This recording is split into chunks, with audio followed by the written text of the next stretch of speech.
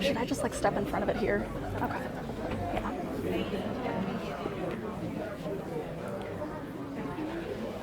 Good to go? All right. Hey, I'm Rachel Handley with WWL Louisiana. We're coming to you from Blessed Trinity Catholic Church in Broadmoor, because tonight there is a forum for all of the candidates running for mayor of New Orleans. Now, there were 14 candidates in the field initially. 2 of them got disqualified last week, and of the 12 that are left, we have 10 here tonight. 2 of them, Frank Jansua and Manny Chevrolet Bruno, said they will not be able to make it tonight. Now, the forum is supposed to start at 5:30, so it's expected to start any minute now. We're already seeing most of the candidates here sitting down, so we'll be streaming this for you until it ends. It's supposed to end at 8 o'clock tonight on WWLTV.com, WWL Plus, and on our social media pages. And this is going to be the first of what the organizers say is 7 forums. Some of them will have candidates for sheriff, some of them will have candidates for city council, and so expect more coverage of those too. And tonight at 10 o'clock, we will have a recap of this.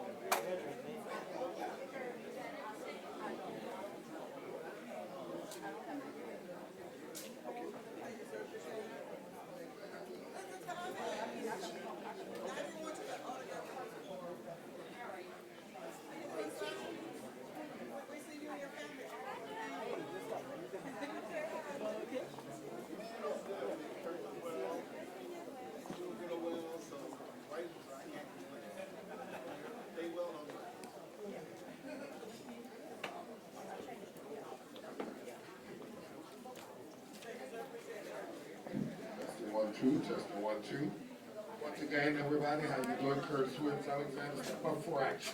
Once again, we have index cards on the registration table up front. If you see me walking around, I can give you an index card, I can give you a pin if you have a question for any of the candidates that you would like to get into the form. So if you have any questions, make sure you get them wrote down so we can get it taken care of.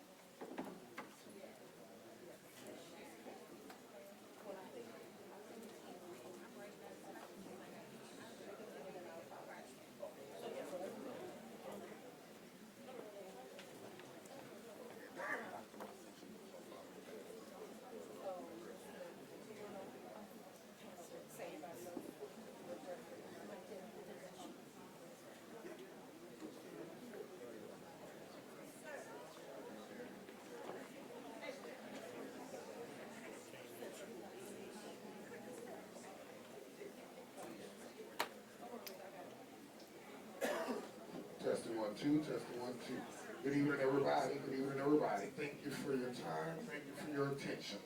This is our Step Up for Action Mayoral Forum, and we're going to open up with a prayer by Pastor Sanders.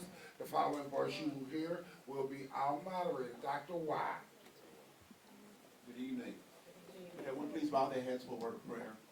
Gracious and everlasting God, we first want to say thank you for this day, for we realize that this is the day that you have made. We rejoice and we are glad therein.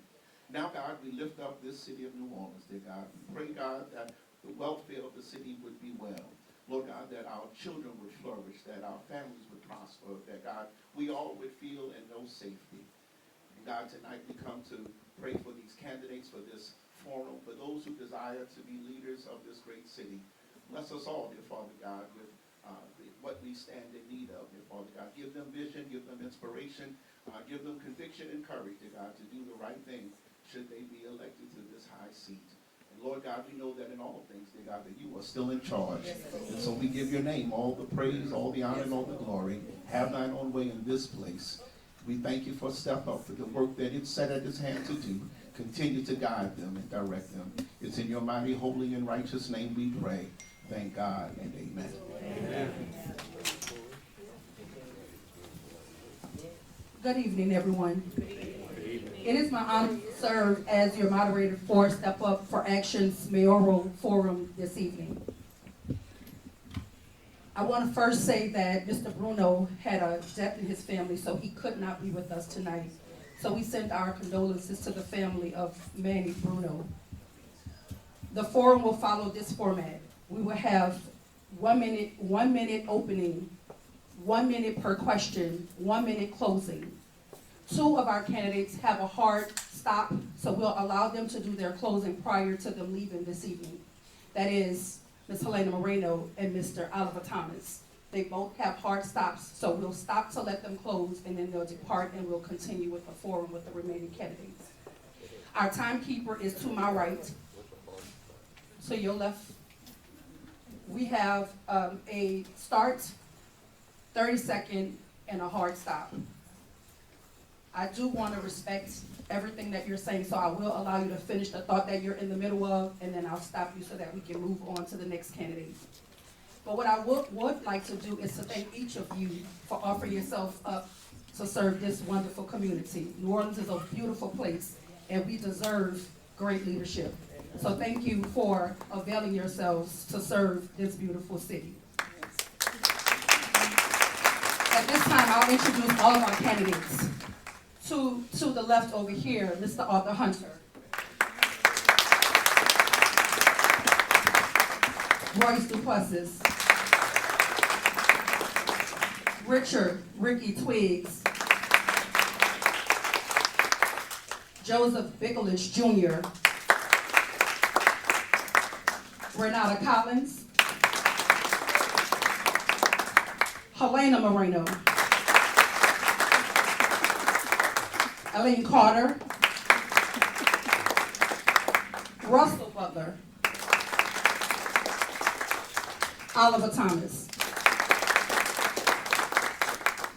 So again, I want to thank you for joining us, and I want to remind you, we have at this moment 1 minute opening statements, followed by 1 minute each question, and then we'll have a 1 minute closing per candidate. And we'll start to the left, Arthur Hunter. We have a microphone?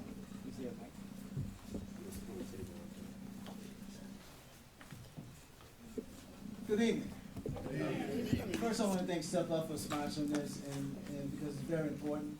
But look, I'm Judge Arthur Hunter.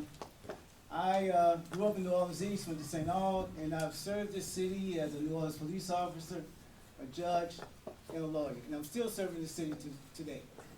I believe when you step out your house, you expect to have your garbage picked up, and you want it picked up twice a week. I expect that you want streets that don't flood and don't blow out your tires. I also expect that you want to be safe, but you also want to feel safe. And also that you want activities for your children and grandchildren throughout the year. And you want to be able to afford to live in New Orleans. So I look forward to giving you my vision and my plans to make life better for all of us. Excuse me, Royce. We have folk who are in the back, they cannot see you, so if you don't mind, can you stand when you're introducing yourself? I'm sorry, Mr. Hunter. Oh, no, We just got that on tape. No, that's good, that's good. Well, let me just do this. I'm Judge Arthur Hunter. Good evening, everybody. My name is Royce Duplessis. I just want to begin by first thanking Step Up. Thank you for the work that you all do. Thank you for organizing tonight's forum. I've had the privilege of working alongside Step Up in the trenches, working on legislation for the past 7 years as a legislator, 3 in the Senate, 4 in the House. It's been a great journey, but my public service career actually started 20 years ago. 2006, post-Katrina, New Orleans, when I was the chief of staff to a New Orleans city councilman. We actively participated in rebuilding the city that we love. New Orleans was at a critical juncture at that time. And here we are, as we enter August of 2025, I believe we're at a similar juncture, where we have to decide how we're going to go forward as a city. Are we going to continue to let chaos and division that plague City Hall be the theme of New Orleans? Or are we going to turn the page and allow new leadership to come in and move us in the direction that we should be going in? I'm running for mayor to be that leader, to put us on a path towards affordability, to put us on a path towards economic opportunity, and to keep us on the path towards public safety. These are real issues that are not being addressed because we're being too plagued by the division and chaos at City Hall. These are real issues that were instilled in me, values I should say, that were instilled in me by my mother and my father. My mother was a postal worker, my father was a school teacher. And they instilled me and my 3 brothers dignity and respect. And those are the same values that my wife and I are trying to instill in my daughter that we're raising right now in Central City. We have real issues to attack in this community. And City Hall needs a real leader. And I believe I'm that leader, and I look forward to tonight's forum. Thank you all so much. Thank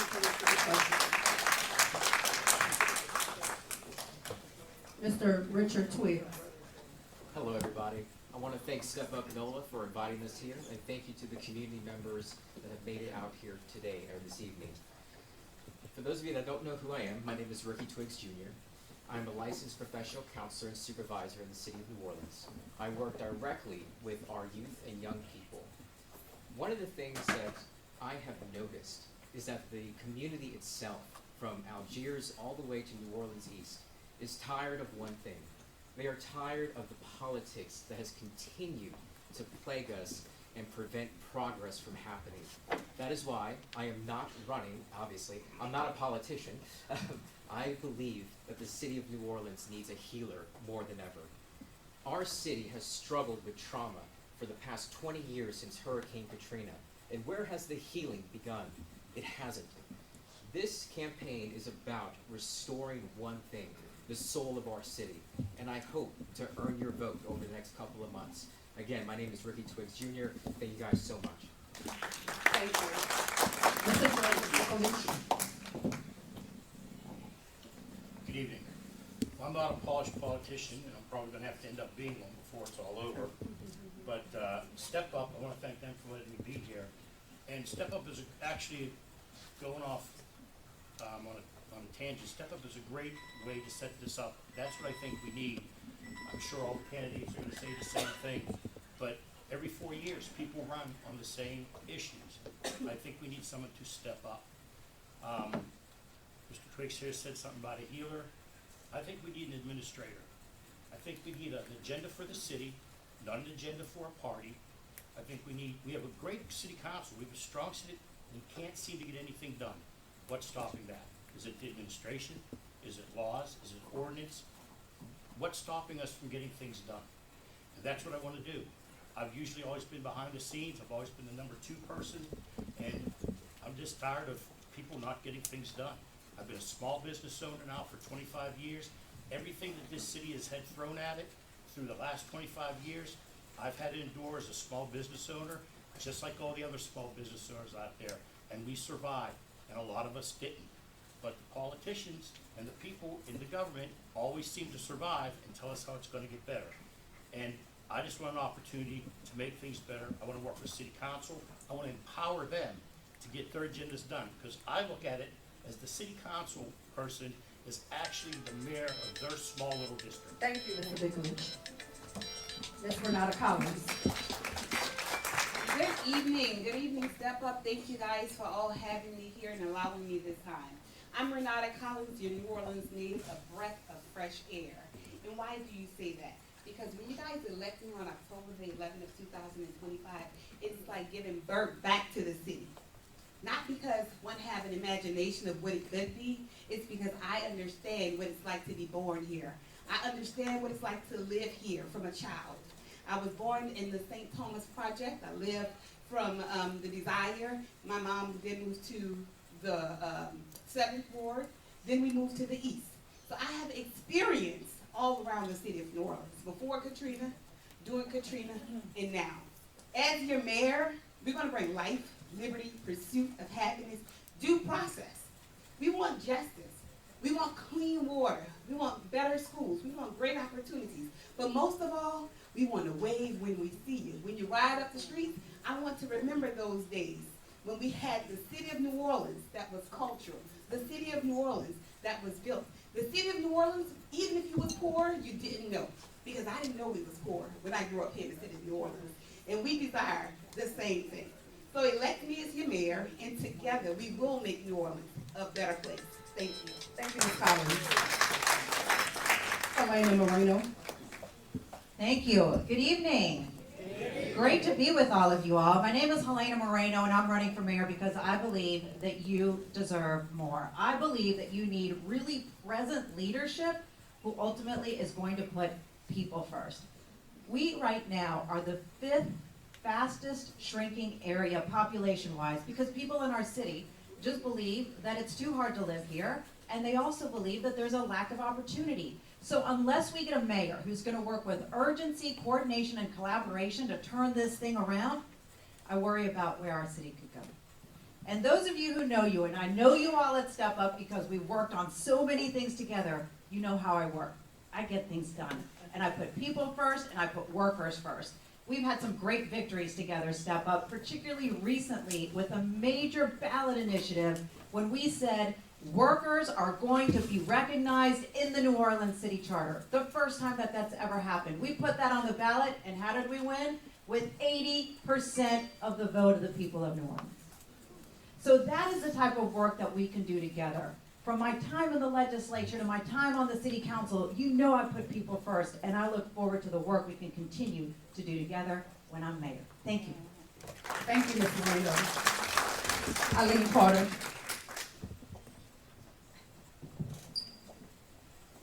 Good evening, everyone. Thank you so much for coming to recognize us and actually to hear from some of the other servants, public servants who are putting themselves up that have not been able to get as much media coverage. I did want to say that because one of the members asked me, they were like, some people are saying, is Eileen Carter running? That lady with the red jacket, she's up there. Yes, I am running for mayor. They don't like to say that there are other people that are running for mayor and you have other options, but you do.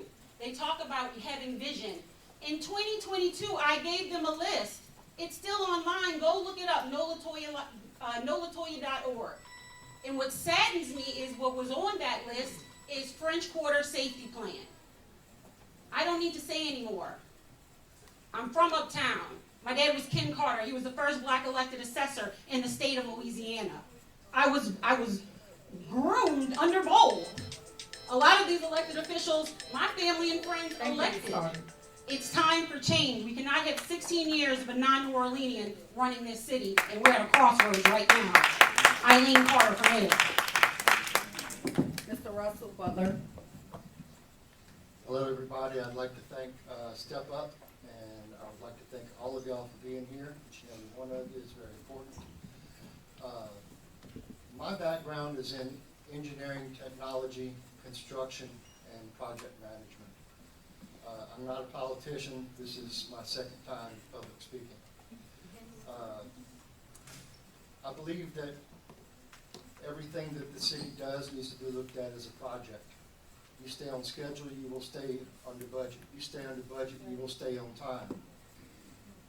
And having said that, I live in a neighborhood that is a mixed socioeconomic neighborhood.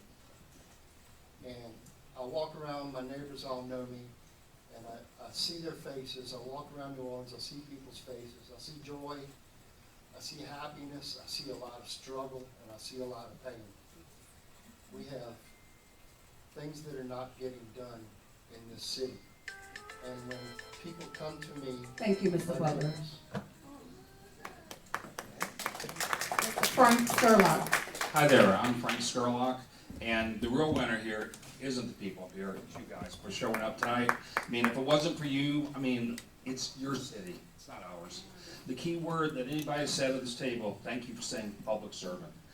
I'm not a politician, never was. I'm a simple business owner, born at Baptist Hospital. I've had businesses all throughout the United States. If anybody knows anything about me, my father ironically invented spacewalk, the bouncy castle thing. It's another New Orleans tradition, like snowballs and all that stuff. So what I do, I not only make people happy, I bring people together.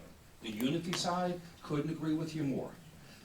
The real winner will be not only you guys, but if these people choose, instead of throwing mud and dirt and slander, let's come together for you. In the past 24 hours, I've been a victim of crime. I've had my car towed in front of my headquarters, yes, and then when I paid $300 to get it out of the pound, guess what fraud said? I mean, Chase said it was fraud. It went to the city of New Orleans. That's the reputation. We're going to change it. First of all, thank you, Step Up, and the entire group and all the affiliated organizations. The battle of our time right now is how working class people are treated, their rights and their wage. And the gap is wider than it's ever been. Matthew 25, 35, and 36 says we need to step up. Hungry, you fed me. Thirsty, you gave me a drink. Paid me a living wage and a saving wage. We stepped up in 1998, Eugene, when I was part of First City Council that passed an ordinance to where we could control our own living wage. 1997, state law shot it down. So then we stepped up again in 2002 and brought it to the voters. The voters passed that the city should be able to control its own destiny when raising the living wage. They brought it all the way to the Supreme Court and they shot it down. At the meeting with Step Up and Family Dollar executives, you didn't have to call me or look for me, Ben. I was right there. I stepped up. When the nurses were out there on the picket line, I didn't care about the big conglomerates that controlled the hospitals. I was out there on the picket line. I stepped up. And the battle for wages is important. In Louisiana, African-American men are Thank you, Mr. Thomas. Bingo. Thank you. I want to be very clear. We have 1 minute for questions. We should have had 1 minute per candidate for introduction, so I apologize if it did not feel like you had your full time. You want to make certain that everybody has an equitable opportunity at this forum. The question is going to start here. Do you support Step Up's model of sustainable community schools? And if so, how will you help collaborate city funds and school district funds to implement the sustainable community schools models? What will you do to retrieve the $90 million that is owed to the New Orleans public schools? Mr. Thomas. Well, first of all, money should never be owed to our children, period. The school system ought to have our support to get the dollars for our kids first. I think it was House Bill 133 that Step Up got adopted to make sure that the state invested in early child education. I was there with all of our daycare operators, as was Senator Duplessis. So my work in terms of always prioritizing our children. Proverbs 27:6 says, train up a child in the way that they should go. The good thing about that Bible verse, Troy, is that it says a child. It didn't say your child. All our children need to be prioritized. And as mayor of the city, I'm going to make sure our children and our educators get theirs first, especially when it's their money. Thank you, Mr. Thomas. Mr. Skurlock. You know, when we have that type of money owed us, the question is, why does the city, with its current leadership, with people here, aren't actively engaged to get it from somebody's holding us back? It's about building relationships, not just here, but with the state and, of course, with Washington, D.C. So far this year, as a citizen, I've been up to D.C. 3 times, including into the White House, okay? It's about relationships. We don't have to agree with what they do, and quite frankly, I think we should really succeed. The French Quarter is really Spanish, if you realize it. I mean, think about it. If you go back in time, they use us. We've got the ports. We've got the most beautiful assets here that belong to you guys, not the City Hall.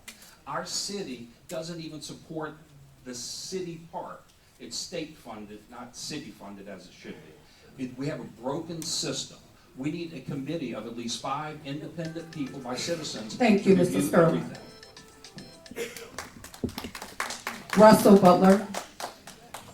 If you need me to repeat the question, I will. Do you support Step Up's motto of sustainable community schools? And if so, how will you help collaborate city funds and school district funds to implement the sustainable community schools model? What will you do to retrieve the $90 million that is owed to the New Orleans public school system? Well, the first thing that I would like to say is without schools, we've got nothing. We have no future. As far as the money that's owed to the school system, we need to fight all the different departments, areas that are owing that money and get it in. But the main thing is that we need to do more for all of the city, for every part, every department. We need to do more with less. And we need to be able to have more money available out of those departments to get the projects done and then be able to fund our schools at the same time. And right now, we're wasting a lot of money on everything we do. Aside from that, I think I'm done. Thank you, Mr. Butler. Eileen Carter. Thank you so much. I have a plan that's going to kind of tackle all of what y'all have been asking. We've been getting a lot of questionnaires, so I was like, let me finish their questionnaire quickly before their event tonight. So yes, the answer is yes. Do I support the sustainable school solutions, and how will I make sure that happens? An Office of Education in the city of New Orleans. That's how we're gonna do it. Not oversight, coordination. We have a template for this right now because we have a criminal justice office of coordination under the mayor. And so you can kind of take that template, we need to work on that too, but we can have that conversation later. But for right now, let's take that template and put it for education. We have so many hands in the buckets right now, people don't know what's going on, and we're losing $20 million, and that wasn't just the first year, it happened the year before that too, right? There was inconsistencies. So if we get everybody on the same page, we get the stakeholders at the table, and we get our educators involved, and we're listening to them, we get our families involved, and we're listening to them, and we get our youth involved, and we listen to them. We must listen to our Thank you, children, Ms. and Carter. we do it together. Thank you very much. Helena Moreno. Thank you.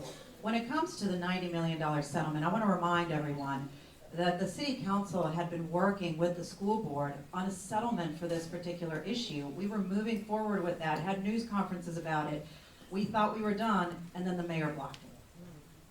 And so when I become mayor, I want to remind all of you all, and I'm making this promise now, I'm going to unblock that. So we make sure that we finally get that money into the schools. The only person blocking this is the mayor. We were all on the same page, ready to go. And when it comes to overall, better partnerships with our schools, I make that commitment to you too. Because ultimately, our schools in Nord should have better opportunities and partnerships. Ultimately, our schools and mental health services should have better partnerships with our schools. And by the way, let's figure out new ways and grants to solve some of the biggest issues like air conditioning and school buses. We can get these things done, y'all, but it takes a mayor who's going to be very focused, as I will, to get these results. Thank you. Thank you, Ms. Moreno. Renata Collins. So, considering that I have some information that I consider why the 90 millions was blocked, is because what of our current officials have done and how we don't have money for public housing. So I can only imagine that that funding was rerouted because our stability of housing is important. I don't know if you guys know, but our current officials, they decided to illegally rezone the area. So now we have a deficit, and they have to play with the money to put it in different places. So we have to not deal with the surface, but deal at the core. And when we set things straight and in order, and we come together as one and effectively, immediately move and connect together, then we will not only support step up its initiative for education, but we will also have a stronger community because we will have transparency and honesty. Thank you. Thank you, Ms. Collins. Mr. Bicklage. First, the answer to the question is yes, I will support that. And as I said earlier in my opening statement, this sounds like an administrative problem. And this is what we keep running into. We have an agenda, administration will have an agenda, and it blocks the city council from getting things done.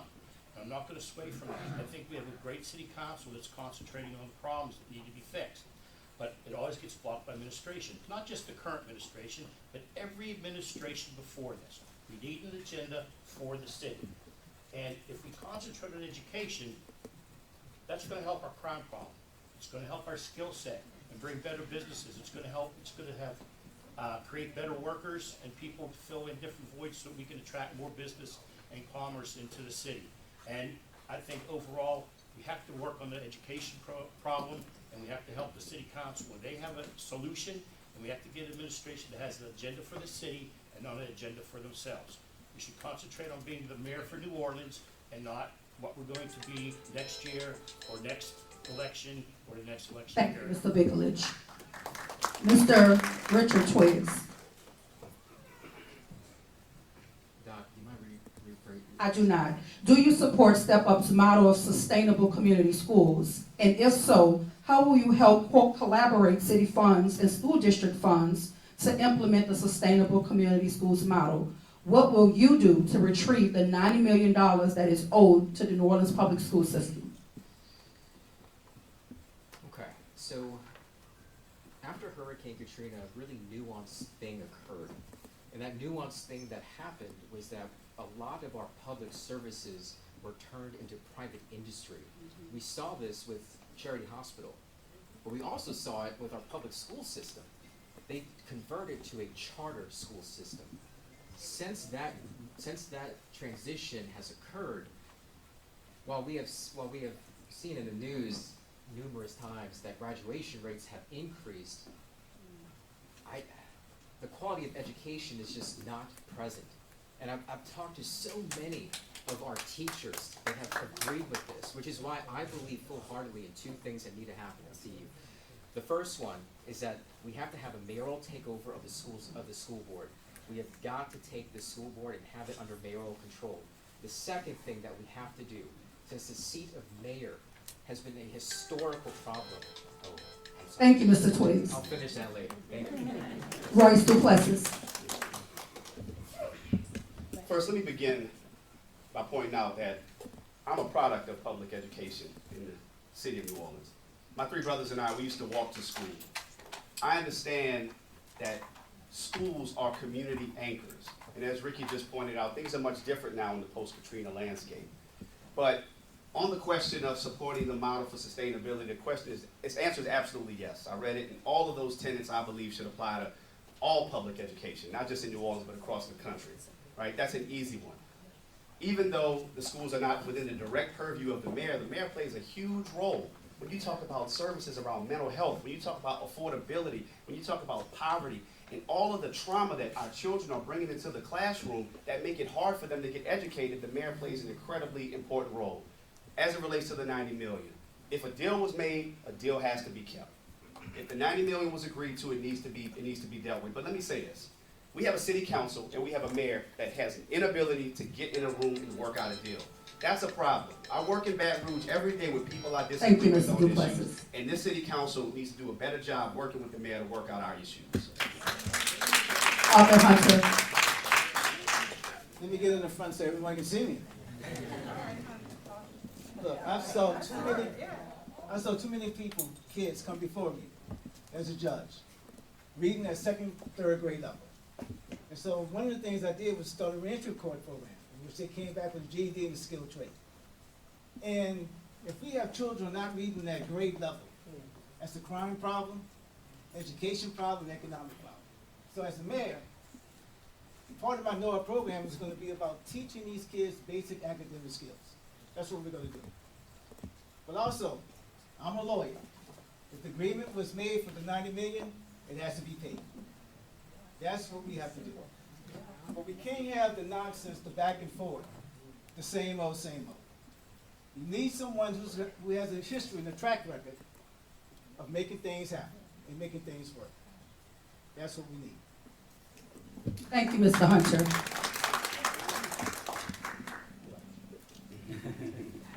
No. This question will start with Helena Moreno. Last November, New Orleans passed the Workers' Bill of Rights by 80%, sending a clear message that New Orleans stands with workers. Step Up has been working with the New Orleans Health Department to create the Healthy Workplace Program. How will you help employers in this city get in line with the Workers' Bill of Rights? And can we count on you to move resources to the Healthy Workplace Program, which will work with employers to improve working conditions? Thank you for that question. First, I just want to say to everyone at Step Up, really Britton Forsyth, who really helped lead this, for working with my team on the Workers' Bill of Rights. Thank you for coming to me and asking me to be your lead author on this. Took us some months to get it right, but then when we got it on the ballot, it won with 80% of the vote, as I mentioned. The first time that we've had workers recognized at all in the city charter. So now it's on to the next steps. Now what can we do to this question about making sure that our workplaces in New Orleans are healthy and fair and safe workplaces? So I saw Jeannie Donovan here with our health department, and Jeannie and I have actually already started working on this so that when I become mayor, right off the bat, we can start getting these things in motion and in place. And a lot of it has to do with engaging our businesses, letting them know what will be required of them, and getting these things implemented quickly. Because at the end of the day, guys, we don't have time for a learning curve. It's time for someone to get in immediately as mayor and get the job done. Thank you. Thank you, Ms. Moreno. Eileen Carter. I'm glad she said that, someone to get there and get the job done, because I've already done it. I'm actually, of everybody up here, I'm the closest one that actually walked in the mayor's shoes. I walked next to her every day for 3 years, from 2018 to 2021. So when you thought you were talking to her online, Instagram, Facebook, Twitter, you were talking to me. I was engaging with you. I've been doing this before elected. So let's talk about the Healthy Workplace Program and how we're going to start it. What I'm going to do is I'm going to give you a state of the city in 90 days. Every director is going to be responsible to their shareholders. I want them to partner with 2 community activists or somebody from here. Safety and permits, I need 2 people. Libraries, I need 2 people. Finance, I need 2 people. Let's find out what's really happening. They've been lying to us for years. I told everyone that in 22. They didn't believe me. We are looking at the fallout. Clearly, I have some vision because I said it. I'm saying right now, New Orleans, we need to unite. 16 years, we can't do it. Thank you, Ms. Carter. Eileen Carter for mayor. Mr. Butler, before you start your answer, I want to apologize. We are very demonstrative people with our hands in the city of New Orleans. So I saw you ducking her arm a little bit. I want to apologize for that. Yeah.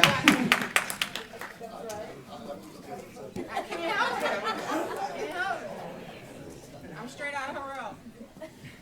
Do you need the question? No, I don't. I'm good. The key to a better workplace is better jobs. Better jobs need a clean, bright city, a safe city, a city where things work, a city with educated children, a city where businesses will move into the city and create good, well-paying, full-time jobs for hard-working people of New Orleans. Our youth is leaving the city. We've lost 40,000 people since 2020, I think is the last thing that I've heard. And that's our tax base. If we don't get people, get the city cleaned up, get things running right, and get new businesses in here to increase the amount of jobs, so maybe if you're in a bad place, you go get a better job. That's my feeling on it. Thank you, Mr. Butler. Mr. Frank Sturlock. Wow. Workers. That's what we all are, right? That's what you are. You actually indirectly work for the city, which is ridiculous. I mean, think about all the things that you've got to do for them, and yet there's nothing that they're committed to you. Nothing. Go to the Sewage and Water Board. Try and struggle over there. How many of y'all got the parking tickets? I got my car towed yesterday. It doesn't make a lot of sense. We need to start over, and the first person that comes is you. We need to have rights for our service and our hospitality right here. I had a server complain to me, they got stiffed by a customer, they walked out of paying, it came out of her paycheck. That's not right. Uber drivers, they're letting Uber out of California take the majority of the thing. That's wrong. This is our backyard. It belongs to us. But the key of this city is our hospitality, music, and our amazing, talented artists. We need immediate health benefits, including dental, for all those provided through this city. It's long overdue and needs to happen on my watch. Thank you, Mrs. Skurlock. Oliver Thomas. Everyone deserves a safe and sanitary place to live as well as to work. Similar to what we're doing with Healthy Homes, we can dedicate inspectors and we can dedicate code enforcement to that division to deal with workplace environment. And I think when we met with business people about workplace environment, I think I was the only elected official there in Stephen met with them. When they had the press conference on Canal Street about workplace environment, I was the only elected official at that meeting and at that press conference on Canal Street. Just do really what's right. I think the Healthy Homes Ordinance and Healthy Homes Initiatives the same things should be and should be applied to workplace environment. That's just the right thing to do. Thank you, Mr. Thomas. Ms. Renata Collins. Don't start my time yet. So, what you're going to know, as the mayor of New Orleans, I'm going to deal with things at the core. What is the core of the situation? The poverty wage. We have 3 different wages. We have the poverty wage, we have minimum wage, and we have livable wages. Now, the poverty wage is set at $7.25. Minimum wage is $7.25. Poverty wage is $7.52. The livable wage in New Orleans is considered at $20.39. I don't agree with that. To me, like $40, $50, right? So even if we do have a workers' bill of rights and we don't have the wage standards set, then we will have an issue. My goal is to effectively increase the poverty wage so that when you do have a livable wage, you can still have the resources you need to live here in the city of New Orleans. I would love to share with you guys more about my platform so that we can build this city up from the ground up. Thank you. Thank you, Ms. Collins. Joseph Bigelow. As I said earlier, I'm a small business operator and owner. And we're not doing all that well right now either. I always tell my employees, I can't give you what I don't have. As we came in after COVID, after Katrina, after COVID, small businesses were struggling. A lot of them went into major debt. A lot of them closed. And if we close, we lose the workers, we lose the employees. I try to give the best workplace I can to my employees. I help them out wherever I can. I try to guide them. But small business owners, our costs are going up for everything. Insurance, taxes, property taxes, everything. We don't always have the funds and the means to pay our workers and employees better, which means what? They leave, which we have the exodus, which goes back to what I was saying. We're losing population, and those are our young workers. The older people, us established people, we have no place to go, and we're struggling here, and then we can't find good workers and employees. I'm all behind making it a better workplace, a better place for the employees, and I welcome Step Up's input on that as well. Thank you. Richard Twiggs. Doc, I just want to make sure I understand the question. Is the question, how do we make the businesses buy into? How will you help employers in this city get in line with the Workers' Bill of Rights? And can we count on you to move resources to the Healthy Workplace Program, which will work with employers to improve working conditions? Absolutely. And I think what we have to do in order to get corporations and small businesses to buy into those standards is that we have to really invest into an office that deals with small business, mom and pop shops, that deals with the corporations. So we can start to explore tax incentives, so we can start to explore ways to make it reasonable for businesses to want to do business here. What we have noticed over the past 2 years is that we have had an exodus of small businesses and corporations throughout the city of New Orleans. We are not a haven for businesses or corporations right now, but if we institute those small changes, an office of business that deals with small business, that deals with the mom and pop shops, that deals with the corporations, will have direct access to these individuals, and I believe that they will buy into it over that small change that we can make. Nothing fancy. We don't need anything fancy. We just need common sense. Thank you. Thank you, Mr. Twiggs. Royce Duplessis. The answer is yes. Healthy workers means a healthy workplace, which means a healthy workforce, which means a healthy economy. But it starts with the workers. I talked earlier about how the fact that my father was a school teacher, my mother worked at the Postal Service. She started working overnight in the mail room, sorting mail, worked her way up. My first job was as a bricklayer's assistant when I was 15 years old. I used to bust tables at Mandina's restaurant. I identify with workers. That's why I'm proud to have earned the endorsement of the AFL-CIO, because I believe in workers. But the reality is we have to have a relationship with the business community to help incentivize them and work with them and let them know that you have a healthy workplace, you're gonna have a healthy business. Yes, it might take a little sacrifice. Everybody has to pitch in, but we gotta continue to push. That's why in 2023, I was proud to author legislation in a very pro-business legislature that was ultimately signed into law that gives every employee across this state the ability to take a day off to get a cancer screening and not be penalized by their employer. Thank you, Mr. Duplessis. Arthur Hunter.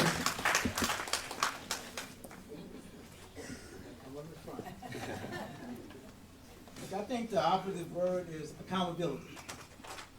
Accountability. As a police officer, I enforced the law. As a judge, I made people follow the law. And look, the people who came before me, they would tell you, this is not my words. Judge Hunter didn't play. It's about accountability, making people do what they're supposed to do. And yes, I agree about workers. I mean, I started working at 13 years old in my daddy's supermarket, Delta Supermarket. And I've been working ever since. Worked my way through law school while I was on the police department. But it comes to accountability, making people do what they need to do. And no one has held more people accountable than me. But not only that, I had to be held accountable to a Supreme Court and appeals court. That's what it comes down to. Holding people accountable, making sure they do what they need to do. Thank you, Mr. Hunter. The next question will start with Oliver Thomas. We're facing the reality of a city that could be underwater within just a handful of decades, and we are continuously dealing with 100 and 500-year events more and more frequently. Now we're facing major cuts to the National Weather Service. Considering that we are under a federal administration that's actively hostile to climate justice, especially in Black communities, how will you create a sustainable New Orleans that will last for future generations? This is an area where the state, instead of worrying about taking over the city, should be partnering with the city. We're the goose that lays the golden egg. So instead of the governor and the legislature wanting to take over the French Quarter and take over parts of the city, how do you protect the mouth of the Mississippi that feeds the 33-state tributary system? Learning to live with water. There's 1,386,000,000 cubic kilometers of water on this planet. 2.5% of it is fresh water. We can only access 0.5% of it. We need to learn, instead of fighting with water, living with water. Our natural topography offers the most sustainability and resilient opportunities of any place in this region. Let's stop fighting against Mother Nature, and let's work on programs to live with Mother Nature. Thank you, Mr. Thomas. Frank Skurlock. I think what he said is right. You can't fight Mother Nature.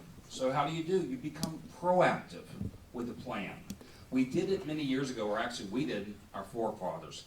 Every time you pass by Broad Street, you see that amazing pumping station right there. It works. It really, it might be old, but it still works. I actually live out in West End. They built the biggest pump in the world to take the water out.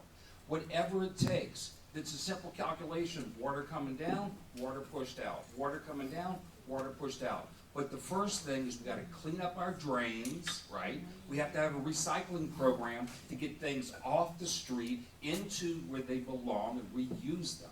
And until we become proactive, it doesn't matter. It's going to rain, we just don't know what day. But the thing is, it takes a plan that a good leader, whoever it happens to be, I'm not saying vote for me because I'm me, I want you to decide who was most qualified. I forgot to say earlier on, I've opened up 500 businesses around the United States. Not boasting that, but I'll tell you what that brought me. I know what it's like outside of New Orleans. Thank you, Mr. Skurlock. Russell Butler. So the answer to our flood problems in New Orleans, aside from the Katrina effect that we had in the past, I believe all that, if you've ever been out and seen the flood walls and stuff out in the Lake Bourne area, they've done a lot. Our biggest threat is from getting a rain, such as Hurricane Harvey in Houston, where it wasn't a bad hurricane, it just sat there and rained and rained and rained. The great flood in the Baton Rouge region in 2016. If we get a rain like that here, we're going to have trouble. Our drains are clogged. Not all the pumps work. The drains are clogged with trash that doesn't get picked up. The drains are clogged with sand that the road crews leave on the streets and gets washed into the drains. We have to pick up the trash, we have to clean the drains, and we have to fix the pumps. Without those three things being done, we will never solve the problem, and New Orleans is going to one day find itself in big trouble from one of those sedentary, strong storms. Thank you, Mr. Butler. Eileen Carter. We're talking, can you give me the question? Just want to make sure I hit all the points. We're facing the reality of a city that could be underwater within just a handful of decades, and we're continuously dealing with 100 and 500-year events more and more frequently. Now we're facing major cuts to the National Weather Service. Considering that we are under a federal administration that actively is hostile to climate justice, especially in Black communities, how will you create a sustainable New Orleans that will last for future generations? Two pieces of this. Number one, I'm no party, so I believe I can go to the table and work for everyone. I don't care what color you are, purple, green, gold. How can you help the people of my city? Humbly, I ask. That's what I'm going to go to everyone and ask. That's number one.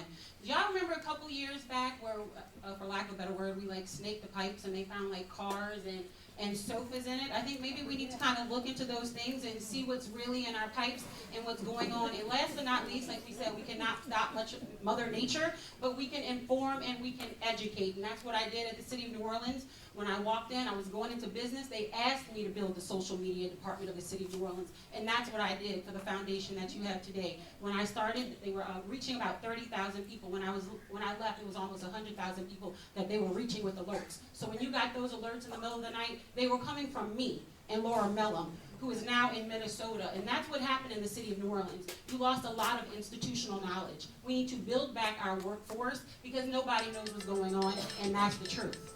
Thank you, Ms. Carter. Helena Moreno. Challenges like this, ultimately, we need out-of-the-box solutions. So if we're seeing a federal government that doesn't care about climate or climate initiatives, well, then we need to change the narrative.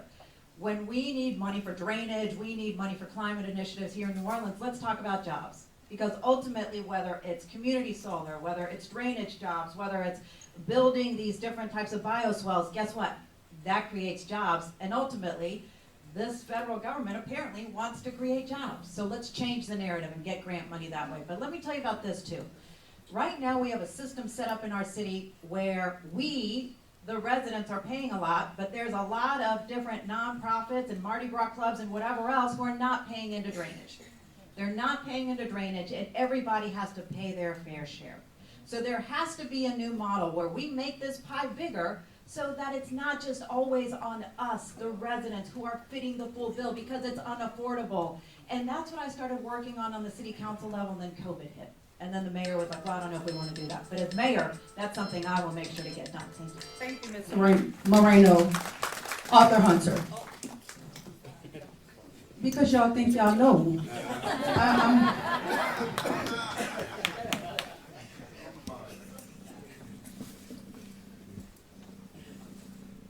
Yes, we're tired of the flooded streets. No doubt about that. And so we have to keep those catch basins clean. And we have to have pumps that work. But you know what else we need also? We need a climate change institute here in New Orleans, where we bring the local colleges and universities and experts where we become the leaders on climate change. And it makes sense because of where we're located and because of how we suffer from Katrina. And so we need to start thinking outside the box. Not just for us, but for the state and the country. Climate Change Institute, that's what we need to do. And with those beads, one idea I have is having kids pick up those beads after Mardi Gras and give them a financial incentive to do it.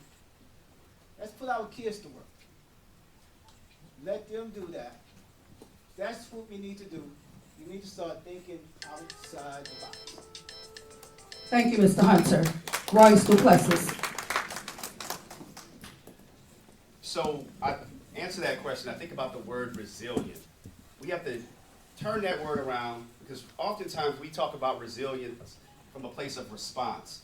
We have to use the word resilience from a place of preparation and being ready for what we know is coming. We know the heavy rainfall is coming. We know the unprecedented storms are coming. But we see green infrastructure as not only an opportunity to deal with sustainability and resilience, but also economics. It's a combination. We have to bring in global experts who've already been here, and we already have the knowledge to work with local leaders like Thrive NOLA, or like Healthy Communities, and people like Dr. Angela Chalk, who've done transformative work right there in the heart of the 7th Ward. Right there. They're doing it. They're already doing it. And we have to continue to work with community on ideas that really aren't that new. We just have to be committed to making it happen. And obviously, Sewage and Water Board needs real work. And we're going to continue to make those improvements. We've invested a lot of money at the state level from a capital outlay standpoint to try to move this additional power project along. I have to sit down and turn my time off. But it's a combination of Sewage and Water Board as well as green infrastructure and sustainability. Thank you, Mr. Duplessis. Richard Twiggs. This is such a difficult question in practice. It's easy to throw out solutions to you. It's very simple to throw out a bunch of different solutions and to tell you a whole bunch of words. It's very easy to do that. But I don't think that it's as easy as we want it to be. Think about it in this way. When Hurricane Katrina hit and the devastation that followed shortly thereafter, how long did it take the federal government, how long did it take the state government, and how long did it take the city government to respond? It took forever. Every single one of us in this room that was here during Hurricane Katrina remembers that. In order for us to be resilient, we have to change the way the city government is structured. We have to change the way that we've approached these problems historically. And that means one of the big ways we can do that is taking the Sewage and Water Board and merging it with Public Works and allowing our community members to clean out their storm drains, to prepare them with trade jobs and labor jobs, and to give them the opportunity that has been for a very long time. Thank you. Thank you, Mr. Twiggs. Joseph Bickelich. Yeah, this is a real problem, mainly because we rely on the federal government right now to bail us out. Not just us, but every city. And let's face it, if New Orleans is going underwater, we're not gonna be the only city vying for funds. It's gonna be cities all along the Gulf. So I think maybe the mayors of these cities should get together and have some kind of coalition where they can go to their state governments if the federal government decides to give the funds to the state. And we have to show at that point that we are a city that is concerned about it, and goes back to what they would have said here, our maintenance, our storm drains. We do the little things. That's not gonna help us with the rising tides. But if we show that we are taking care of the little things, the state government will be more apt to wanna give us money, knowing that we know how to handle it and use it to our advantage and to make the city safer. So it's a real situation we need to do. It's gonna take more work than just one mayor and one city. It's gonna have to be, I like the climate idea, the Coalition for Climate. We need to get that together, but that needs to be not just the city of New Orleans, but all cities in the Gulf area to work with our state government. Thank you, Mr. Bickelich. Renata Collins. So, we speak about Hurricane Katrina, but let's talk about something that's more recent. When Hurricane Francine took place, remember everybody had assistance but New Orleans? That's why. Our current officials, they didn't protect us. So we cannot just focus on one thing when we have officials who are working on other things that prohibit sustainability from taking place. You probably say, well, what took place? We don't have federal grant monies, not because of Donald Trump, but because of our neglect of our councils. So I'm running for mayor so that not only will I be the mayor, but I work with a council that is ready to uphold the city, give us sustainability so that we can at least get some emergency disaster assistance. We can get FEMA housing. Remember, we didn't get those things. Jefferson Parish did, St. Tammany Parish did, but our current officials knocked us out the park. And as your mayor, I will not do that. Thank you. Thank you, Ms. Collins. With the approval from the voting body of Step Up, we are going to allow Ms. Helena Moreno to answer the next question and thereafter give her closing statement because she has a hard stop. And we'll continue with the rest of the forum with the rest of the candidates. What will you do to bring integrity, accountability, and transparency to the office of mayor to build trust with the community? That's a great question. First, let me just start by saying that the job of mayor is about service. The job of mayor should be about the work and not the perks. And so when I become mayor, let me tell you this, every single one of your tax dollars, I will meticulously make sure is spent correctly. This is not my money. This is not the city council's money. This is not the mayor's money. This is your money. And so every single dollar should be spent appropriately. When it comes to different contracts and incentives, there has to be fairness around how we get these contracts out, how we get these incentives out, where there's a playing field, where it's the most qualified that gets it, not those who are connected. So I'll tell you this, when it comes to transparency, no doubt about it, I will always be that communicator to the public as I've always been. But more than anything, with things that I do, let's talk about travel that I do. No doubt about it, I'll report back to the city council on travel that I did on my official capacity as mayor as to why it was beneficial to the city. Why did I need to take that travel? And that's the type of transparency you'll get with me. Thank you, Ms. Moreno. At this time, you have your 1-minute closing statement. Thank you. Well, first, once again, thank you to Step Up for having this wonderful forum to allow us to all come together, really for the first time that we've all come together. As you all know, I've been working with you all for quite some time, and in fact, if you take a look at the push card that you have before you today, this push card specifically for Step Up. And it's specifically for Step Up because on the back of it, it has so many of the different issues that we have worked on together since my time in the legislature. Issues like working on the living wage ordinance, affordable health care back in the legislature as I worked to expand Medicaid expansion, equal pay legislation in the legislature. Here in the city of New Orleans, we worked together to pass the first right to organize ordinance, putting it actually in the code in the entire Gulf South. And the reason why I bring these issues up is when you take a look at who's going to be your next mayor, take a look at who has a record of accomplishments. Take a look at who actually has put in the work and gotten things done.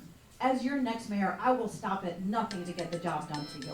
Please remember that, and I look forward to your support again. I've been endorsed before by Step Up, hope to get it again. Thank y'all. Thank you, Ms. Have a great Moreno. night. God bless you.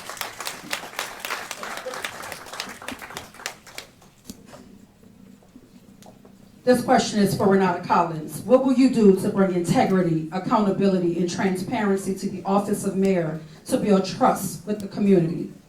You know, I absolutely love this question because I was looking at the business card of the current mayor, and it has resilience and it has all of those things. And I said, I'm going to have integrity and due process, the office of New Orleans.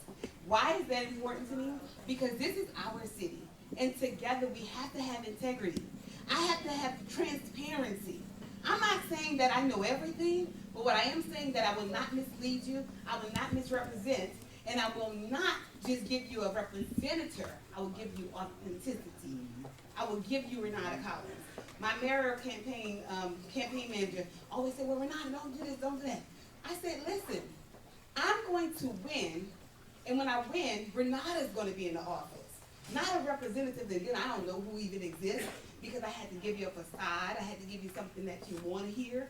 But I'm going to be that person, the human that still drives in leadership, the one that is approachable, the one that's for you, the one that knows that we need opportunity, equal access, and due process for the city of New Orleans. Thank you, Ms. Collins. With integrity. Joseph Bickledge. word transparency, I love that word, because as a citizen, as a person, and I know you all same thing, we don't get the answer we want, or we don't get the answer that we've already formulated in our minds that we think happened, we say it's a cover-up.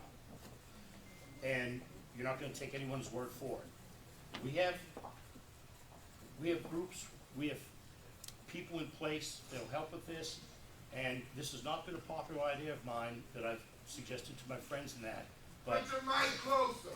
as my first, Thank you. if elected, I have the confidence to be mayor, but not the ego to say when I'm elected. That's up to you all. But I will bring the Inspector General, the Attorney General. I'll say, come on in, bring your group in, go into every agency. Let's clean this place up now. I'm an independent, I'm not with another party, I got nothing to lose. The other parties might not like it, but we're going to bring in these people, and we're going to find the problems, and we're going to clean them up. And then that's how we'll appoint people. I'm not going to take jobs away from people who've been there for 20 years that have been hindered by the administration or by politics of getting things done. People don't deserve that. Thank you, People Mr. don't deserve Bikolich. that. Thank you. Before you go, Mr. Twiggs, I apologize, Mr. Bikolich. Some of these folk don't know how Dr. Wyatt run a moderator's mic. I am the mic, and I apologize for the outbursts that took you off your thought process, because I saw it when it happened. But Curtis, I appreciate you, but let me run this show. I got it. Mr. Twiggs.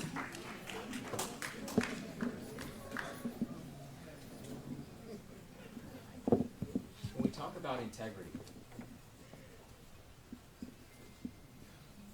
the question almost hurts to hear, right, and to reflect on it. Integrity. We expect our leaders to act in a way that is caring, compassionate, and with you in mind.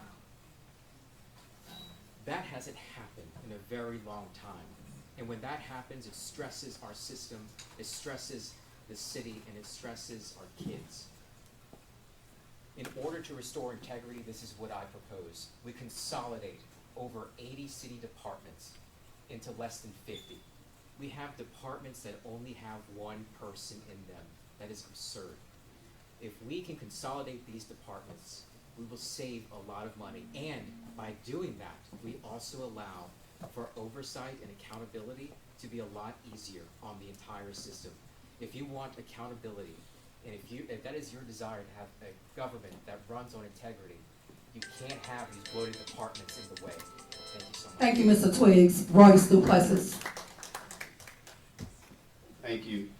When I was special counsel for Chief Justice Johnson at the Louisiana Supreme Court, Judge Arthur Hunter and I, we took a trip. We took a trip up to Lexington, Kentucky. We went to Kentucky because we wanted to study the pretrial model on how we can be smarter on our criminal justice system here in New Orleans. And what we discovered in Kentucky was they didn't have some brilliant idea. They didn't have some wonderful concept that we couldn't implement in the city of New Orleans. What I discovered was that there was a lack of trust. That agencies couldn't get anything done because they didn't trust one another. They couldn't work with one another. They couldn't communicate with one another. And that's what we're dealing with at City Hall. We have city council leadership and a mayor who can't get in a room to do their job. And where does it end up? It ends up in the courtroom. We're talking about issues about trash pickup for the past year, and we can't move into the future because of issues of lack of transparency and lack of trust. That's what we have to restore. That's what I'm committed to. Thank you, Mr. Duplessis. Arthur Hunter. Thanks for bringing that up. I forgot that today. But when we talk about integrity, it comes down to the person. And people would tell you who I grew up with. Even though I wore a badge, I have a law degree, and I wore a robe, I am the same person. I have not changed. And people who came before my court, they were treated with respect. They were treated fairly. And I made sure people follow the law.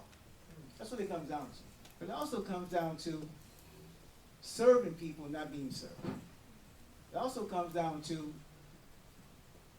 not having what I call the nonsense. The finger pointing, the following of the lawsuits, the who you know rather than what you know, the same old, same old. We've got to get away from that. We will not move until we have a mayor and a city council on the same page. But that means having a leader who has a track record of bringing people together to start things new and to deal with problems that we have. That's what it's going to take. Thank you, Mr. Hunter. Oliver Thomas, what will you do to bring integrity, accountability, and transparency to the office of mayor to build trust with the community?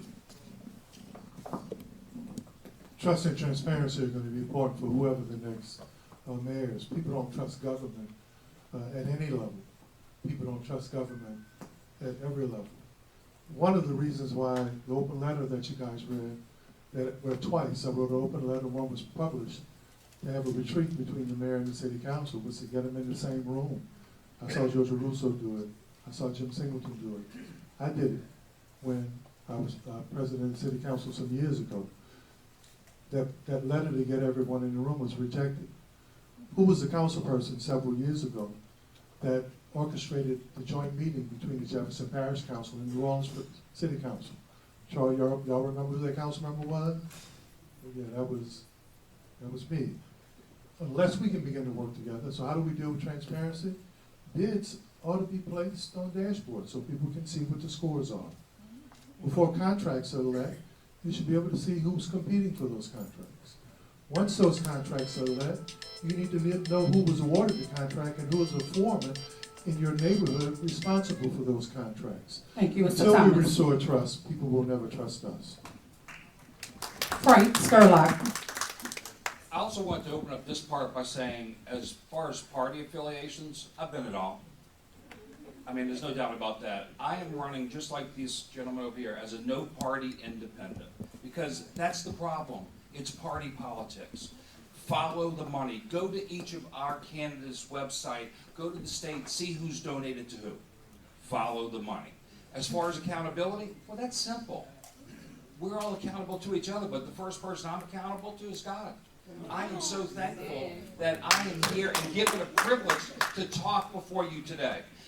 What has gone on, it doesn't matter. We're all sinners according to the book, but there's a chance for redemption, right?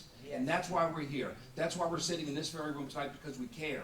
Everyone up here cares. Now, let me say this. It goes back to the economy, that's jobs, and I believe the judge would probably confirm this for it, is that the single biggest problem we have here is fatherless youth. Fatherless youth. So how do you change that? What Sonny has done with Son of a Saint is amazing, and we need mentors for every youth will change the crime. And that brings up. Thank you, Mr. Skurlock. Russell Butler. So, good topic, transparency. I wish we had some transparency on the French Quarter garbage contract on this big tractor pull. Apparently, we don't have that. But look, when it comes to transparency, when people pay their taxes and they still have a pothole in front of their road, they wonder where the money went. Where did the money go? If you pay your taxes and you walk out the front of your house and it's clean and there's no potholes in the street, the people will know that the government is doing the right thing. So that's what we've got to get to. All the people in this group, they talk about, moving money from this park to that park and all this kind of thing. Nobody follows the money down to the street. The money is not spent by the council. Money is allocated by the council. The money is spent below that, and that needs to be streamlined and done better. Thank you, Mr. Butler. Eileen Carter. I think this is a fun question. How do we bring accountability to the mayor's office? Well, that's why I left in April 2021, because they weren't telling you the truth. I was social media manager for the city of New Orleans. I walked next to the mayor every day for 3 years. I left because she was not telling you the truth anymore, and I could not be her mouthpiece. That's right. In 2022, I spoke up. I told you the truth. These are a list of things that are happening. Hey, y'all, she's not working. They wanted to focus on what she was doing at the Montalvo. I don't care. She wasn't in City Hall taking conversations with safety and permits and making sure our libraries had HVAC and that our children were taken care of. Our workforces are taken care of. You have money in your pockets. Let's get creative. I want to do stuff that doesn't take money out your pockets. So let's get creative, bring people to the table. The power of the people and the will of the people has not been done. I want to do that for you. I want to be the voice for everyone who has felt silenced over these years. I felt it too. I'm a city worker. There's certain things I couldn't say, but now I can, and I want to be your mayor. Thank you, Ms. Carter.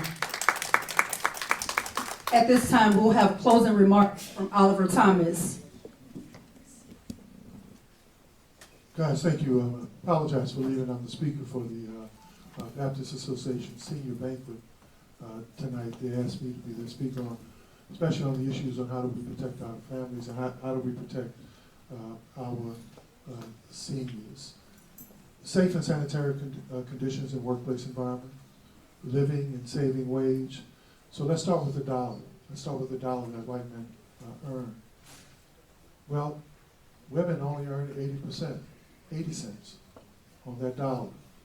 African American men earn 76 cents on that dollar. But let's take a look at here in Louisiana. For every dollar that white men earn in Louisiana, black women, 49%, 49 cents. Black men, 70 cents. The fight of our time now is to close the wage gap. It's an economic fight right now. People are judged based on their value. 43% of America has been left behind. The gender gap in earnings has closed a little, but 43% of this country right now has been untouched by earnings. And too few are amassing so much. Thank you, Mr. Thomas. Here in America. Thank you. Thank you. What? See, I promise I came here to be good, y'all. God bless y'all. He's Oliver Thomas and he's running for mayor. Thank you, sir. At this time, Ms. Timekeeper, this is the hot round. There are no more 1-minute questions. This is 30 seconds. So recalibrate your clock to 30 seconds. We'll start with Eileen Carter. Do you support the nurses at UMC in their fight for a fair contract? I love the nurses. I was in a near-death experience last year, and the UMC nurses saved my child's life. They are vital to this community. They are our neighbors. We must take care of our neighbors. We must take care of each other. I'm willing to sit down at the table and see where they are in the negotiation and work forward to help them see it to fruition and have a win for everybody. But we must take care of the people who take care of us. And that includes all of our essential workers. And part of that is housing. We must make sure that they have housing. I want to do a road home program. Come home and essential workers. Thank you, Ms. Carter. Russell Butler.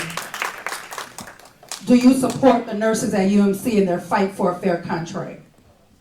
I'm just going to be honest, and I don't know a lot about the issues. If they are being shorted, it needs to be looked at. Look at the actuarial tables on what nurses are getting paid in the region. They should be making about the same thing. So if they're not, it's something that needs to be looked at. Thank you, sir. Frank Skurlock. Absolutely, and not only do I support them on what they've currently brought to the table, what's down the road, such as looking out for their children while they're at work. It costs so much more to have somebody have child care. That's where the problems are. We have to restart this, right? Times are changing nationally and locally, and we're the leader.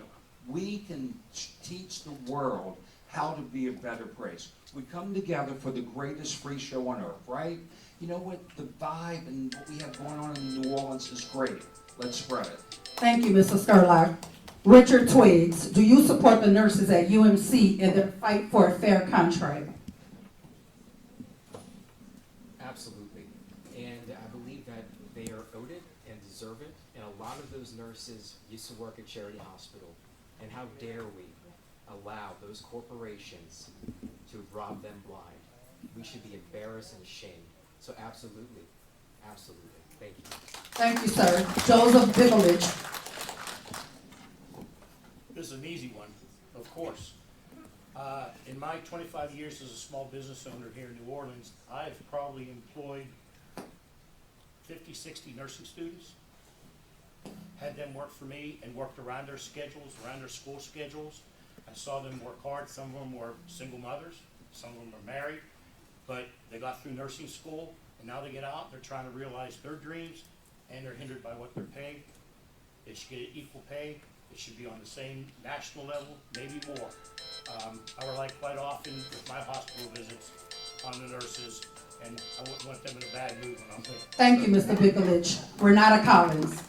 Thank you, guys. So what we have to do is, in addition to supporting their contract, we have to make sure that we control what the poverty wage looks like.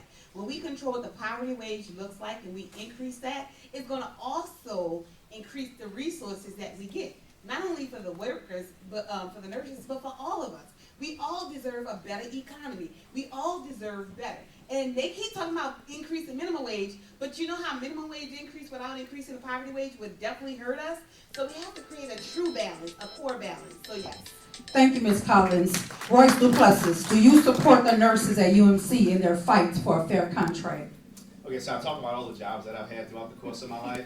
At 17, I actually worked in the ER at Charity Hospital and saw what nurses deal with down there. It actually prevented me from going into the healthcare space. A lot of trauma, a lot of stress, whole lot that they deal with. I supported their ability to organize, to negotiate, and I support their ability to negotiate for fair and safe workplaces. Yes, absolutely. Thank you, Mr. Duplessis. Arthur Hunter. Now, Judge, you only got 30 seconds. You're going to take 15. Move. You got to talk and walk. I'm going to move fast. Look, my sister was a nurse. She graduated from Dillard. So I know what nurses go through. But I'm not just thinking about the nurses. I'm thinking about the people who mop the floors in those hospitals. I'm thinking about the people who provide security in those hospitals. The x-ray techs. They also deserve a fair wage as well. And so it can't just be about the nurses. It has to be about everyone. Thank you, Arthur Hunter. These are strictly yes or no questions. You can keep the mic, because it's going to go real fast. It's a yes or no question, Judge. You can sit down with the mic now. By the time you walk to the front, the answer's going to be over. I'll give you the answer on the way up. Have you received any campaign funds from Entergy or people in PACs associated with Entergy? Yes or no? No, I just want to make sure. No. Royce Duplessis. Have you received any campaign funds from Entergy or people in PACs associated with Entergy? Yes. Ricky Twiggs. No. Joseph Bikolich. No. Renata Collins. No. Eileen Carter. No. Russell Butler. No. Frank Skurlock. Absolutely not. Keep the mic, Mr. Skurlock. Do you support the building of a grain train in the 9th Ward? A grain train? A grain train. If it affects the residents in the neighborhood. It's a yes or no question. No, if it's not supported by the residents. Russell Butler. Yes. Eileen Carter. No, I support the will of the people. Renata Collins. No. Joseph Bikolich. I'll lead over to the people. Give him the mic, because I'm a teacher. And we're going to follow the directions of the class. Joseph Bikolich. Do you support the building of a grain train in the 9th Ward? I don't know enough about it to make that. So that's a no? It's a yes or no question. That's what Step Up is looking for. Since I don't understand the You going to abstain from the answer? I'll abstain. Richard Twiggs. No. Royce Duplessis. No. Arthur Hunter. No. Keep the mic, Judge. Will you commit to using powers vested in you as mayor, including the power of the pulpit and the access given to you as an elected official to fight for a living wage of at least $15 per hour? Yes or no? Yes, I believe. Yes, Your Honor. Royce Duplessis. Yes. Richard Twiggs. Yes. Joseph Bikolich. Yes. Renata Collins. Oh, this is not an easy one. Renata Collins, do you support a $15 an hour minimum wage? Yes or no? Yes or no? Do you abstain from the question? So it's, Yes or no? yes. Eileen Carter. Yes, but you have to talk up. Eileen Carter, you worked 3 years beside the mayor. You know yes or no? Do you support a $15 an hour minimum wage? Yes or no? Yes or All no? stakeholders at the table, yes. Yes or no? Russell Butler, No. Frank Skurlock. Absolutely. At this time, we're opening the conversation to the folk in the audience. We have cards from the folk in the audience. And let me say this, as the moderator of this panel, these are not my parameters. These were the parameters set by Step Up, and I'm trying to do the will of the membership of Step Up. They only asked for a yes or no question because all of the other questions gave you an opportunity to go through with your answer. So I apologize if it felt abrupt, but that's the rule set by Step Up. So at this time, we'll move to the audience questions. And this one is, Mrs. Skurlock, what are your plans for bringing affordable housing to more citizens? Are city buildings which can be, I guess converted is the word, to affordable housing. Can the city use buildings which can be converted to affordable housing? What is the time limit? To respond. Every question is a minute. Okay.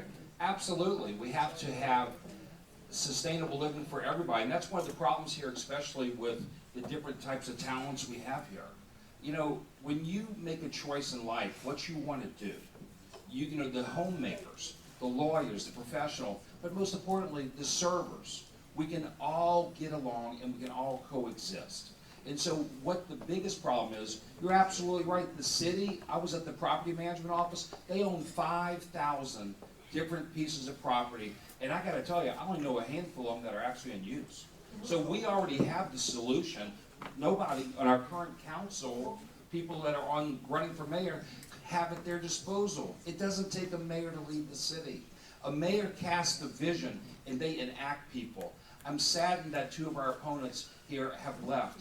I put you first, and I will not back away. I will never turn off the lights to our citizens. Everybody deserves not only a realistic wage, a realistic safe house. Thank you, Mr. Skurlock. Before you respond to the question, Mr. Butler, so that we ensure that we are not only equitable, but we are transparent. The folk who left the forum informed Step Up prior to the start of this forum that there were dueling obligations. So they didn't just leave to leave, they left so that they could also address more constituents in the city of New Orleans. So we do apologize that they are not here, but they had other commitments and they wanted to make certain that they came here and then they had their other obligations fulfilled as well. So Mr. Butler, same question. Can you read that question again? Sure. What are your plans for bringing affordable housing to more citizens, and can the city buildings be converted to affordable housing? Yes, I think the city buildings could be converted to affordable housing. And with talking about the price of housing in New Orleans, that's something I can tell you about because I do some building in New Orleans. Trades, electricians, plumbers, these people charge a premium to come work in New Orleans. If you have a house that is run down and it needs to be brought up so that you can have more houses available to bring down the rents and stuff like that, the trades don't like to come to New Orleans because the Department of Safety and Permits is non-functional.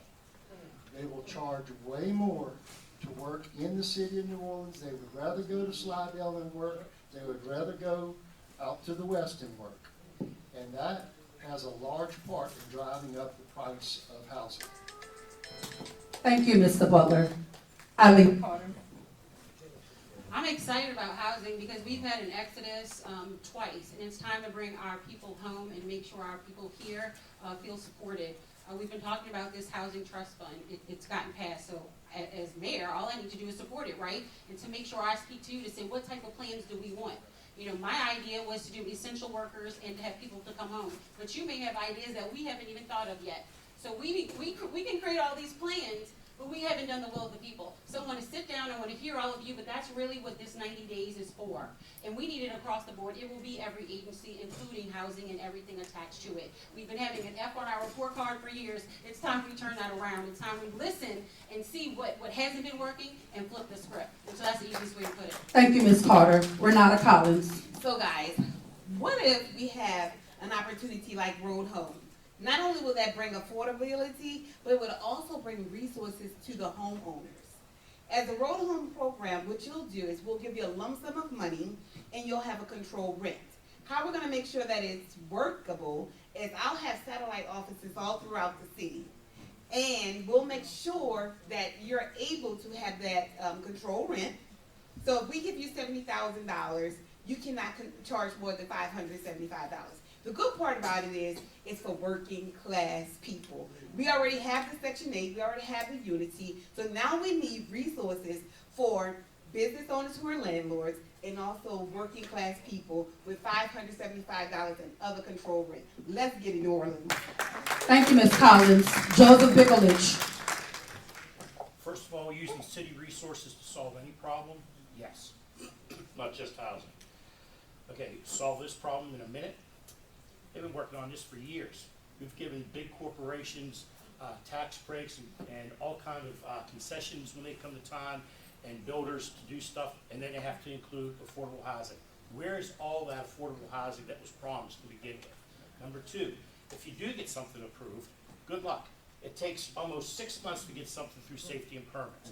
The government has to approve it, and then by the time you're done, and then the neighborhood sometimes say, like, well, we don't want that here, or we don't want to do that. So it takes years. So by the time, the problem just gets worse and worse and worse. So we have to come up with an equitable solution. Do I have that right now in 30 seconds? No. But we're going to work on it. But we're going to find out the people that promised to build affordable housing and got tax concessions and got breaks to do it, we're going to make sure that they come up with it. And I think that'll help solve part of our problem. Thank you, Mr. Bickelich. Richard Twiggs. Boy, that's a big question.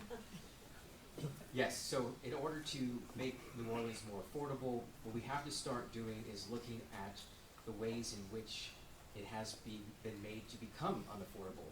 Entergy New Orleans has raised rates numerous times, sometimes up to 30% in certain neighborhoods. That's absurd. My plan is to restore Entergy New Orleans as NOPC, which I believe we truly need. We need a public utility back in the city.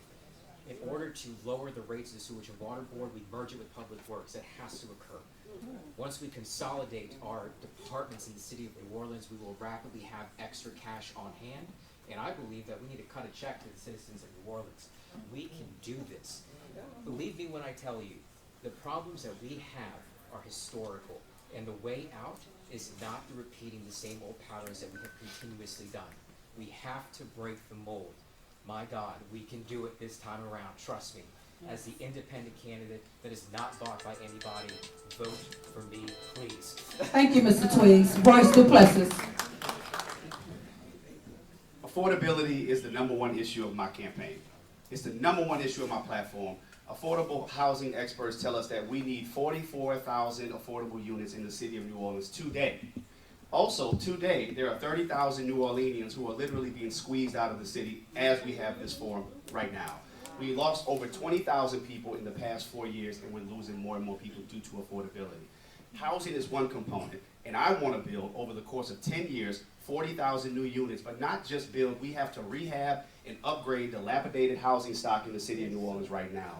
This is not just an issue of housing, it's also an issue of jobs. We talked about jobs earlier today. Good paying jobs, so it's a combination because we're dealing with inflation. The other piece that hasn't been mentioned tonight is the issue of insurance. No one has fought harder in Baton Rouge on the issue of insurance than me. And I will continue to work to try to get every roof fortified throughout the state of Louisiana and the city of New Orleans especially, because that's what we're talking about tonight. But we need 25% of the housing stock fortified before we see insurance rates go down. And that is a critical, critical issue to dealing with affordability. Thank you, Mr. Duplessis. Arthur Hunter.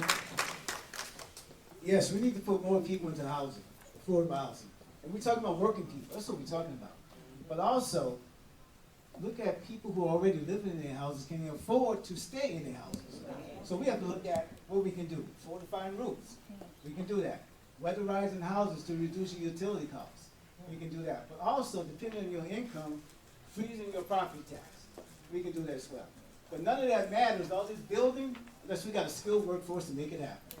And that's one of the reasons why I helped start a program with Delgado and GNO Inc., teaching the skilled trades.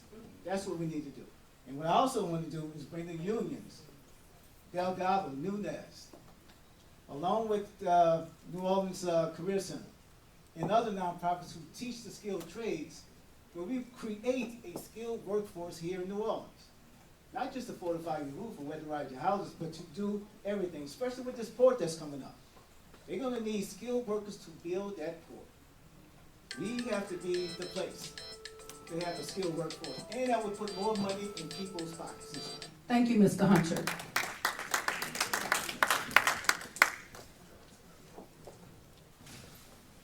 Eileen Carter. New Orleans East is home to a large part of our black population, yet it remains one of the most neglected areas in the city. What's your specific plan to invest in the East, not just with promises, but with real results? Y'all are not coming. We've been waiting for a long time and they're not coming. We got to do it ourselves. And it's going to start with creating our own events. I've done business development for like 13 years at this point, and it just is what it is. When somebody sees something flashy, they're going to run to it. We need to make New Orleans East flashy. We need to have, they have stuff like, you know, they have the French market. Well, I believe we need one for natives, right? What if we had a pop-up on the big thing, like once a month or something, started bringing people into the East? Well, what's going to happen? You're going to have so many people there that the businesses are starting to grow. Well, then we have Joe Brown, too. All the events. Let's bring back talent shows, drum lines. Let's have the majorettes like they do at the beginning of the parades. Put our children out there. They give scholarships for band. Let's put our children, let's be creative, and let's be New Orleanians. We are creatives. We can do this together. But we need to stop getting off the hamster wheel that we've been on. I love our elected officials. I've helped, elect lots of them. But if they had a vision, they would have used it by now. They don't have it. They don't have it. They can tell you all these plans they have. If you had it, the plan, you should have already enacted it. That's what I'm saying. Eileen Carter, Mayor, and if you didn't get these little things, it's a Thank you, Ms. Carter. to get all of my information, because it's too much to say. Arthur Hunter. New Orleans East is home to a large part of our black population, yet it remains one of the most neglected areas in the city. What's your specific plan to invest in the East, not just with promises, but with real results? Look, I'm the only candidate that grew up in New Orleans East. I stayed in the Gap. That was off of Chef Highway. Look, I've made this clear. The city of New Orleans will not realize its full potential until New Orleans East realizes its full potential. That's what I'm going to start at as your next meeting. New Orleans East. And I'll say no more. Thank you, Mr. Hunter. Royce Duplessis. All right, I don't know how you define grew up in the East, 'cause I got some New Orleans East roots too, but my memory goes back to my grandparents who lived in Kenilworth. We used to go to the Kenilworth Mall and the Kenilworth Theater. It's without question that New Orleans East has been disinvested, disrespected. The first thing that we're going to do is we're going to change the narrative. We're going to change how we talk about New Orleans East and not make it a self-fulfilling prophecy. New Orleans East is not one neighborhood. New Orleans East is a special people, a special place with a lot of great opportunity. I think New Orleans East presents the most opportunity for our city. We're going to do the basics. If we create an environment of safety, cleanliness, and efficiency, when I say efficiency, making City Hall work, we can invite more business opportunities to New Orleans East.